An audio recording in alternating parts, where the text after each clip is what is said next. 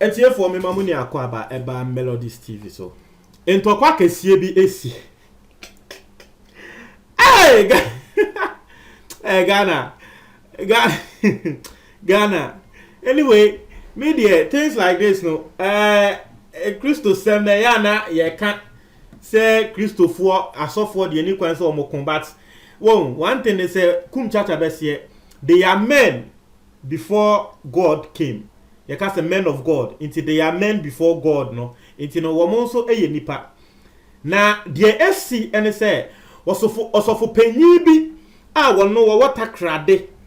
Your friend no Dr. Dan Esiama wo yesofo panyi pan e wo takrade. Na sorry din at the Takrade Central Church of Christ. Takrade Central Church of Christ. Na sorry din no eye oyosofo penyi pa kese e Takrade just say Takrade awa gidin ye. Na the video bi e viral na nsinya na video nim no asemo ano oka otumu se na etwi eye osofo penyi Reverend Owusu Bempah de woka ne se he se nya coronavirus aba Ghana asofo nia ayekom asofo a wo mo claim say and you wey see me a nation prophet and you wey say I'm the president's prophet and you wey see me you say wo mu ni na wo mu ehu coronavirus asembia anye den anka de no mo kan say hey, election wey be see and these sentiments are not sentiments only from a year wasofo Dr. Dan Esiama me ma ni ye twin komo ye didi komo I think last 3 days. We were talking about the same thing. Me name is now for ni ye twin komo. We were talking about the same thing. Say, hey, asofo amoshen kom say 2020 de Ghana ebe ko yie. They say mo hu say 2020 time bi beba. E ma Ghana ya lucky ye ni na ahefie. Wo bi eni wa wo hu sa de no. Na so elections enko na mu hu kan ye. Me kan. Iti na wasofo no eka ade we no a lot of Ghanaians actually were relating to someone Dr. Dan Esiama eka no. So people were sharing the video and the video went viral. Video no go viral na osofo penyi Reverend Owusu Bempah. Was say he ha. Wo Dan Esiama hwe. Wo be ka say twime. Mi Owusu Bempah de yendi matame go scot free o. And Owusu Bempah ba ya etie for attendidie enye bini. Hey! Wase wasofo Dan osofo Dr. Dan no pofo say aboa bi. Hey! Hey, etie for enye no make am. Reverend Owusu Bempah nkasa na enumuto. Asi osofo Dr. Dan Esiama eya ngofo dodo na fe no brother Dr. Dan Esiama. One say yeah, so yeah, brother Mike, brother say, it's a young of friend, brother Dr. Dan Esiama. Was in a no pofo say aboa. Now who better say you no Owusu Bempah no. Share or no Owusu Bempah no so muso. Mude mo sorry bia na mude mo aseme ba so. Mo sorry bia na mude mo aseme ba so. Sam Jimmy no one penny. Hey, and I say hey. Even Owusu Bempah will hit you. What say hey?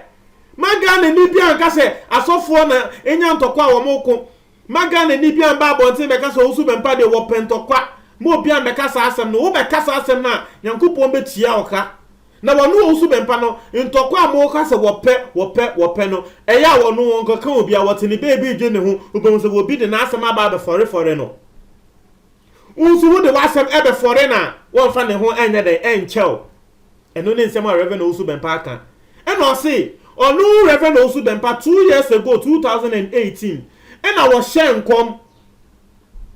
Say, ya bisa ebe Ghana. But sa time no na ya ni dino. Ontumi mbo. Corona no ontumi mbo. Intiana, ontumi mbo dino. Na aside that, krano, wonu Owusu Bempah ne spiritual son. Aye friend Sunshine Anaba.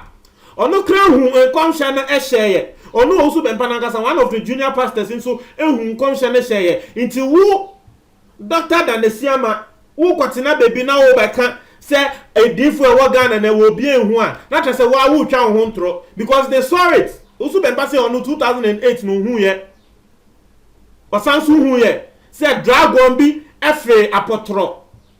eba asase so na potro no cheche yare na nini na no sankom hye ya because China sunsumu no omo ye dragons because so hye wo mo flag ne so krana as a dragon ene wo so just say osu bempa so kanini na iti de osu bempa kan say sa asem a Dr. Dan Esiama aka no even though as a Dr. Dan Esiama wan share down fast one bo usu bempe din bia sa ne response ne insama wo kan no but they bia asema America ne say ekutia bia nimnira wo bi betumi aka asema wan bo wudi na so wo bia wo wiase mu bia nim wo be hu ne say ye wo na ne bako no kan wo ho asem etiefo enye easy ene usu bempa de attendidie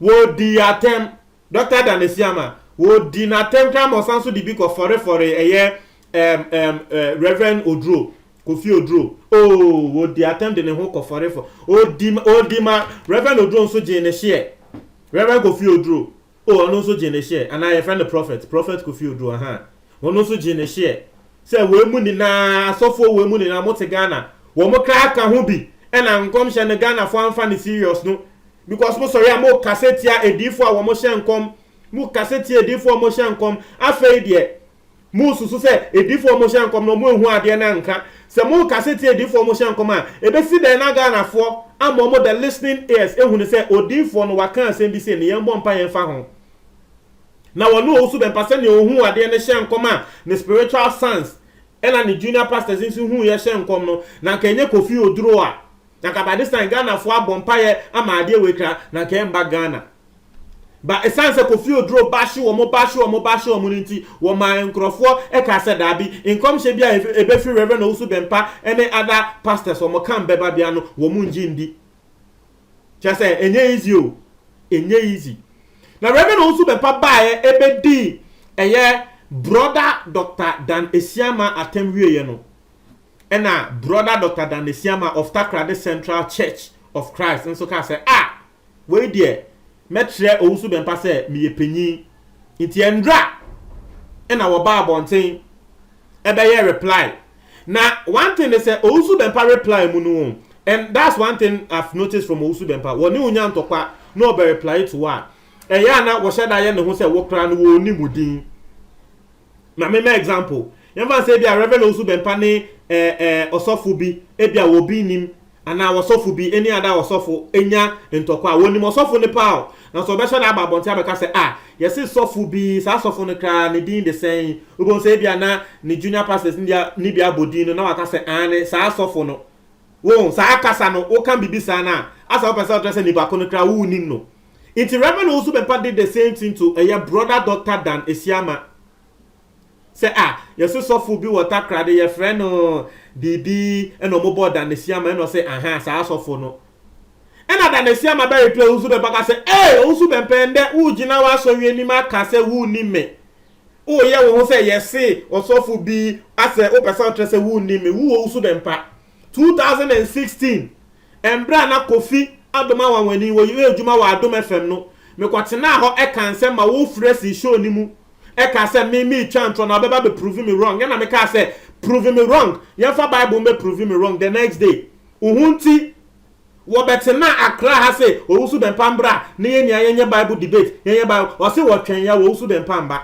and that dey Osu Bempa be ye ne ho say wo ni mo no Dr. Dan Esiama no owie no ka to Osu Bempa say wono wo ndi na tem se ne wonu Osu Bempa ba abontin aba be di atem no ono Dr. Dan Esiama wo ndi na tem na sebe wo be respond to wono Osu Bempa in a very matured way etiefo ensem ni nani na de meye ene se eye summary no ena me de abremo no videos ni na asema wo Osu Bempa kan ye di atema wo di ye wo pese wankasa wo tie wenu wasumu nsem a me de ni na ebeto description box ni mu me de brother Dr. Dan Esiama nso de no ebeto description box ni mu sre yenya lockdown wi tami chuku na tinefie na kokoko ti asem no entokwa we die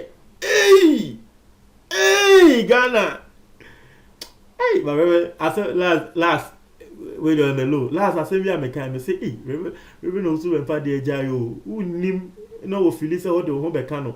O nim, won say ensofu bi wo ha. O ko kan say bi obehun say wo osofu we, o de ma me fa nche no. O so bempa de onim sa de no. Ma me fa nche no onim o. Onim no de ho ko ka. Hey, obepa bonti abaye o shege. Na I understand also bempa on that level because me kra me ka say sa na metie. Ti wo bi kwa kan sem bi efa me ho ana wo di matema say oh minye kom mintumi nye de bi obo say e bia wo bi kwa kan sem bi fa me ho obo na me na fofo kan oh e kon we de memfinu obo say me ya me ho say memfinu ba later me kwa ko reply ni pa kono na me nso me di na tembi sa ha na me nso metie o nti we de mintumi oh me so ba ya no me ti me baby no bi de no ho be ka me na me mintumi enye we ya me nso sa nti we de oh, and to me, my membership also be passed because my bashing is sana. And my means to me a hypocrite because that's how me too I am. Obi be di matema. Hey, massa, me fan hon chow because me do atemo. I don't know also be di matem. Into also be passed there no. Muncha want your comment box with you for me that's it.